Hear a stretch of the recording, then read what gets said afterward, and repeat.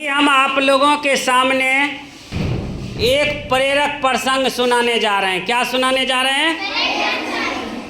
प्रेरक प्रसंग का शीर्षक है कि व्यक्ति जो कर्म करता है उसका फल इसी जन्म में सिर्फ नहीं पड़ता है, अगले जन्म में भी उसका प्रभाव पड़ता है। अगले जन्म भी उसका प्रभाव पड़ता है। इसलिए हम लोगों को अच्छा कर्म करना चाहिए। इसलिए हम लोगों को कैसा कर्म करना चाहिए? अच्छा कर्म करना चाहिए।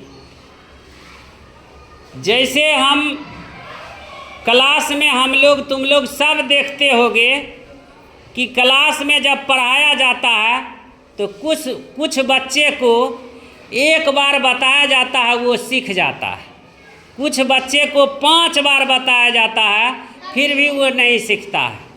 इसका मतलब है कि ये अभी जो जिस जन्म में है उससे पहले जो जन्म में था वो खूब पढ़ने में तेज था और खूब मन लगा कर पढ़ा था, खूब मन लगा कर के पढ़ा था। इसीलिए वो पिछला पढ़ल का बात सब जो है अभी उसको झट याद आ जाता है और एक ही बार बताने पर वो सीख जाता है।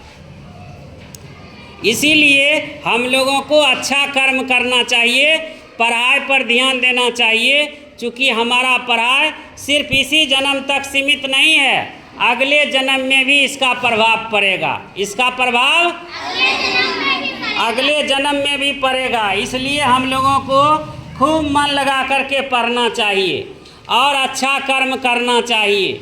जैसे अगर हम अच्छा कर्म करेंगे तो अगले जन्म में अच्छा घर में हमारा जन्म होगा, अच्छा परिवार में हमारा जन्म होगा। जैसे मान के चलो जो अच्छा कर्म करेगा उसको अगले जन्म में अच्छा घर में जन्म होगा। इसका उदाहरण दे करके हम समझाते हैं कि इस जन्म के कर्म का फल अगले जन्म में भी पड़ता है। जैसे मान लो अभी कोई सब घर में जन्म होता है, सब घर में जन्म होता है ना बच्चा का, सभी घर में जन्म होता है बच्चा का। तो अगर कोई बच्चा का जन्म हुआ वो धनी मनी है, कोई मुख्यमंत्री का पोता बन कर के पैदा ले ले, प्रधानमंत्री का पोती बन के पैदा ले ले, पोता बन के पैदा ले ले, या कोई कलेक्टर साहब का पोता बेटा बन कर के पैदा ले ले, तो जन्म लेते लेते वो करोड़पति हो जाएगा। जन्म लेते लेते क्या हो जाएगा? करोड़पति हो जाएगा। इसका मतलब है कि वो अच्छा कर्म किया तो अच्छे घर में उसका जन्म हुआ और जन्म लेते लेते करोड़पति हो जाएगा। चांदी के चम्मच से खाना खाएगा, जो चाहेगा सो पहनेगा, जो बोलेगा सो पूरा होगा। लेकिन जो खराब कर्म करता है उसका जन्म किसी भिखारी के घर में हो जाता है। किसके घर में हो जाता है? भिखारी के घर में उसका जन्म हो जाता है और जन्म लेते ही उसका वो भिखारी बन जाता है। क्या बन जाता है?